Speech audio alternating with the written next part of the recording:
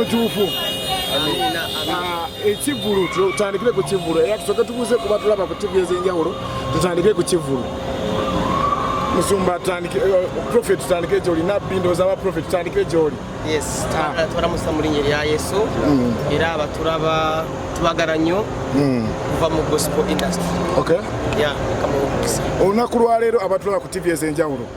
tubadde ku ki era lwaki musumba ayimiridde wano alabika nga mukwano gwo no taata waffe mu ndongo ya gospel tumusama ekitiibwa kubanga musumba waffe muyimbi ate kyakulabirako mu ggwanga n'omu nsi so era njagala kumwebaza nga ndi ku kamera okuyimirira wamu n'abayimbi ba gospel abakyali wansi okutukwata omukono nga tusitula nga tujjayo so seyo mukama kusa Musumba Bugembe ngwa abaana bano ng'ojjako zino ennyimba za sakula bano abayimbi ba sakula mwenga mu abayimbi ba gospel lwaki gospel music bano abaana tugambe nti alina hit abeera nga tagifunamu ng'omwana wa sakula ng'ojjeko mu abaakikuba olowooza ensonga eno eva ku ki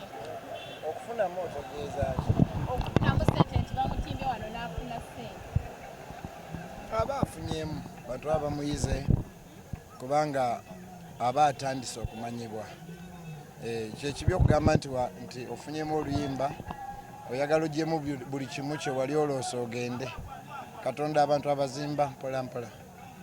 otandika mpola mpola mpola mala n'otuuka patience ekitera kulabika omusumba oba abasumba okuba nti baagaliza omusumba Bugembe lwaki oyagaliza prophet Fred yajja nampita nange nenzija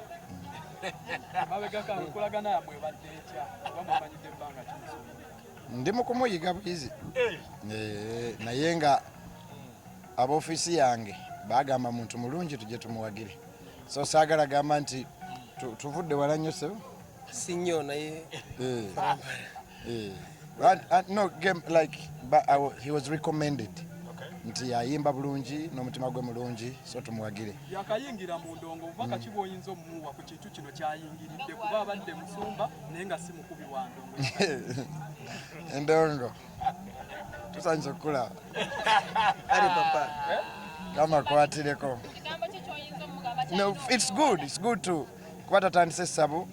tatandise kumenya mabala atandise kuyimbira katonda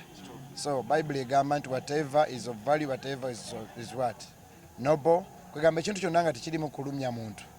okitegedde nga tolina gwolumiza kikole so welcome to ndongo prophet Fred y'omu kuba musumba Bugembe bebakusikiriza okuyingira endongo waŋŋamba nti omutunuulira nnyo omwegomba nnyo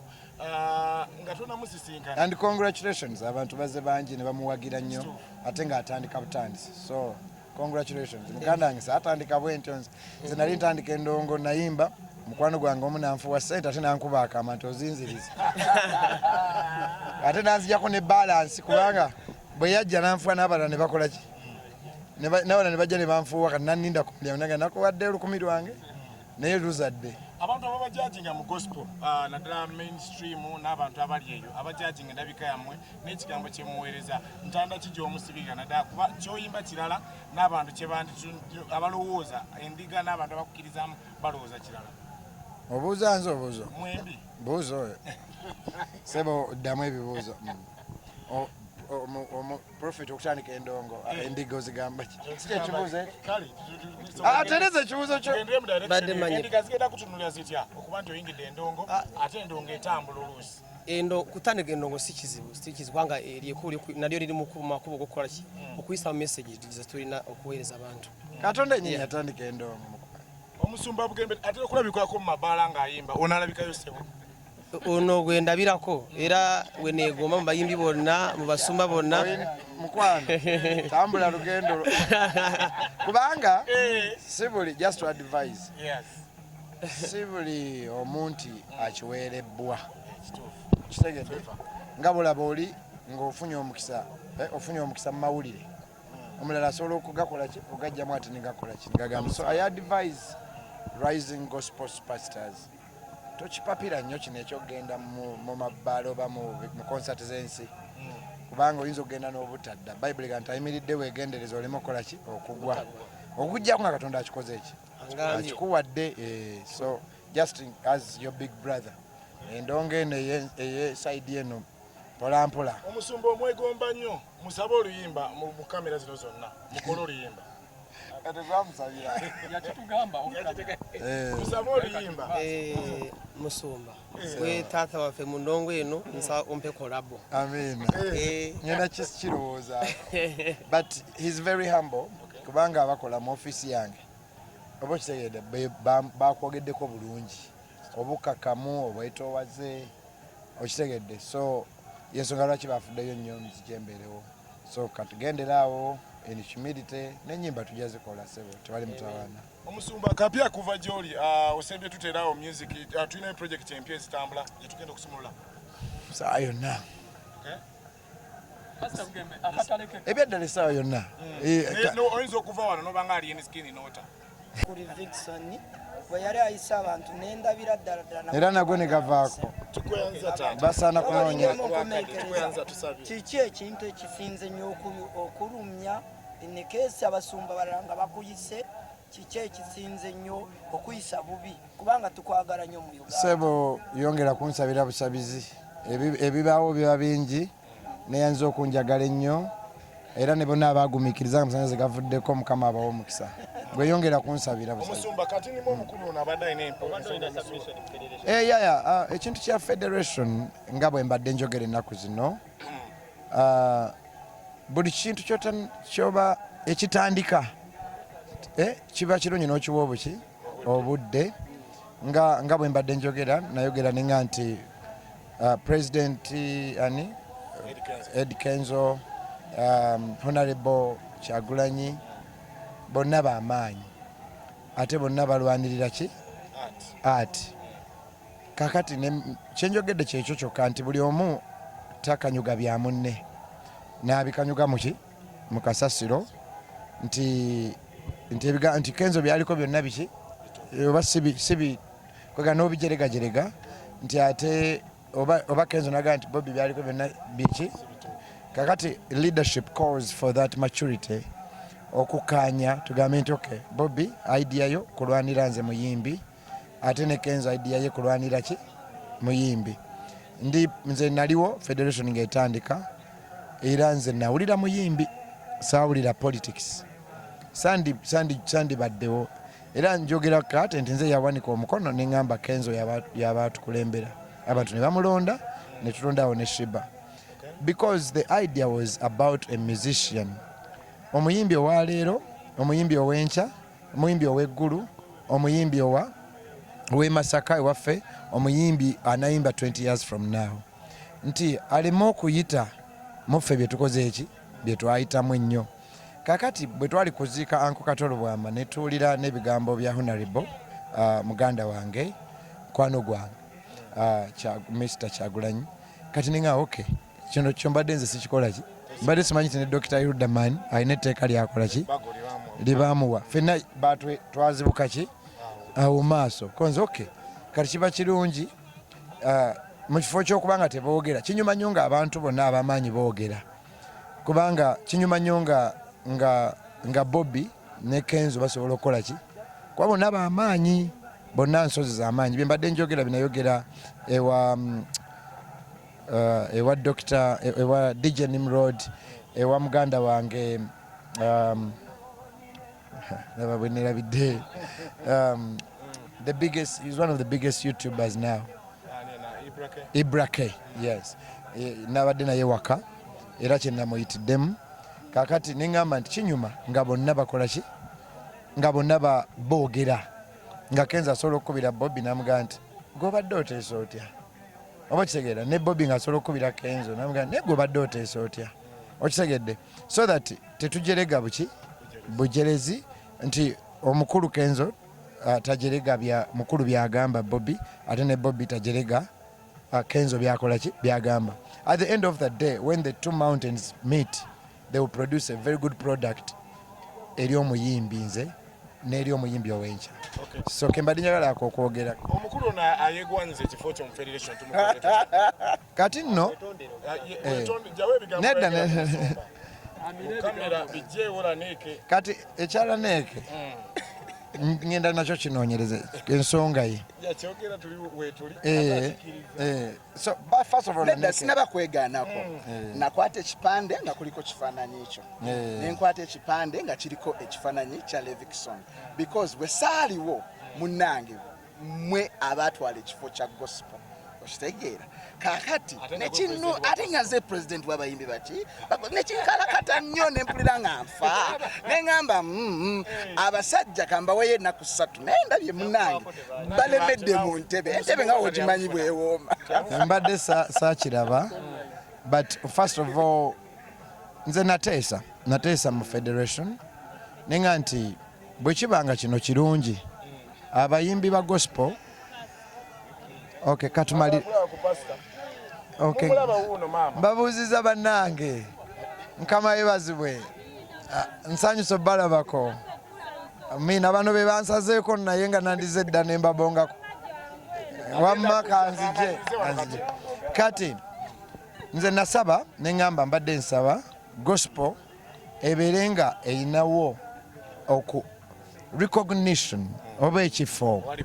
representation thank you nga teisibwamu ki maaso nga bwabaawo ensonga yonna eyamba omuyimbi okitegedde nga ne gospel era ekola ki ebeera recognized era ndowooza kikyo kye nateesa bwebanga federation eyo ekoze oba kitegedde gospel ebeerenga wano gospel nkulu nnyo okitegera kigambo ebeerenga erabibwawo kuba olumu enyoomebwa ki nnyo Gospel music to the top. olumu batunyooma nnyo ne batuzala waawo kati nze nasaba Kenzo ne federation yonna ne Shiba nti n'akakiiko nti nsaba gospel ebeerenga erina ekifo ekiweebwa ekiki ekitiibwa nga si bukulu si kukaayanira nnyo bukulu omanyi kati bw'oba Katonda akujje mu kinnya ekiwanvu kati ate oba tokyalumirirwa nnyo ggwe ate oba olumirirwa ali mabega kakati nze nnumirirwa omuyimbi sifaayo naye bagamba nti obukulu babuwadde gundi oba gundi nze siri nnyo kuki yes siri nnyo kuki ku bukulu ndi ku gospel world oba gospel family ebirenga erabibwawo era ne bakikkiriza era ne bakiteekamu musumba sembadde musaba musumba ali bize nnyo bambi njagala mukitegeere musumba abeera mu counseling abeera mu kubuulira njiri akoowa kakati abayimbi nze ngenda ofuga waawo musumba abeere mu kusumba si byakwekwata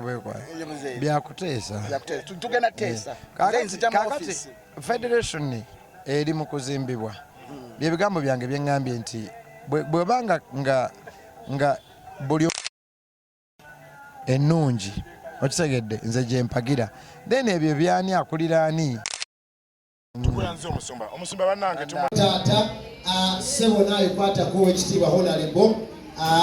ani wano omula taata pastor Lulile mukyala omukwateko tuyakubanga tubala okuva ku meka mumusalawo ku 5 right bwe tutuuka ku 0 nga musala n'akalulu ak'amaanyi abali ffe tukuba akalulu era ffe tubala amiina tugende 5 vibe eriwa bannange tubala 5 mpaka ku 0 it's called ascending descending ascending order 5 4 3 2 1 0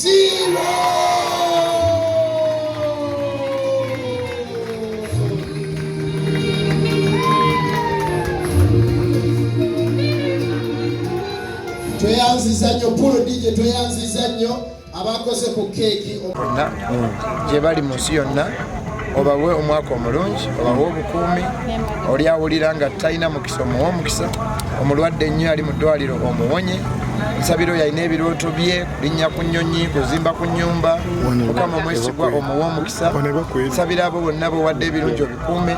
nsabiro yatakwata nko miliyoni 2 oba 5 oba 10 ayi mukama ozimuwe nsabira omuntu yenna ayinanga obulamu bwe tebuva mu bizibu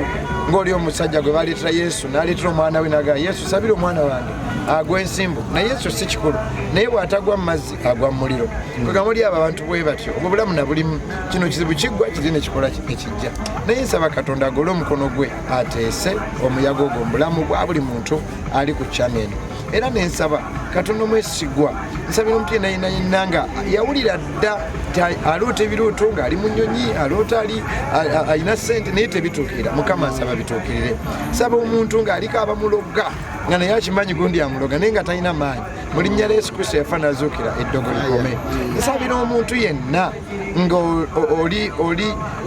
olina ekirooto ekizimbira maama w'enju egamba olina ebirooto nga biri almost impossible naye mu bayibuli egamba nti tewali kirema bw'okkiriza mu Yeremiya 3:27 sabira buli muntu yenna buli muyimbi sabira buli muntu yenna buli artist nsaba waleme okubeerawo okufa waleme okubeerawo okulwala waleme okubeerawo okuziika mu bannakatemba sabira abapoliisi sabira abali mu magye nsabira abakulembeze sabira abali mu makomera sabira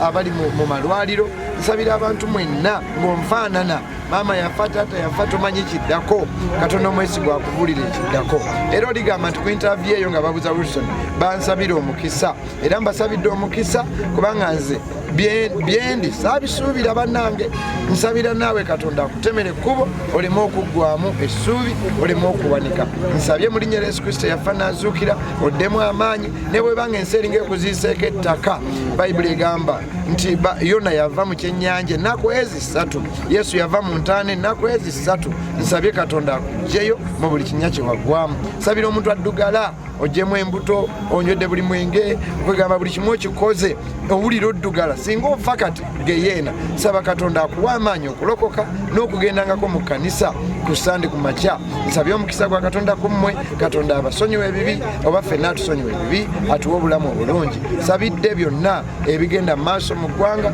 Katonda akulemere ne okuva ku prisoner to the president okugenda ku bali bonna from the pauper or to the king may God bless this country Katonda akume kabaka Katonda akulembere wamu ne president kubanga Bible gamusabira abali mu buyinza kuba yabaaliwo awo akulembere obulungi a future yaffe we lay our future in the Lord's hands okuva ku elo si wano paka ku bakulu ku basumba ku baleverand ku bafazi Katonda omwesigwa akume eggwanga lino na buli awulidde essaala eno ne bw'oba oli ey'ensi gy'ekoma ng'ebintu biganye mukono gwa Mukama gukuggyeyo era ndikusanga lumu oba olisanga omu ku bano bannamawulire n'ogamba nti nze yessaala Katonda yagiwulira nenfuna n'emmotoka nengula n'ettaka nempona n'endwadde nenninya n'ennyonyi n'ebintu ne bikyuka kigambo ekyo Mukama yakiŋŋamba we nawona covid nti buli bw'oyimiriranga bw'ofunanga akakisa sabira abantu nange nja kubakolera sabye mu linnya lya Yesu Kristo Mukama waffe amen.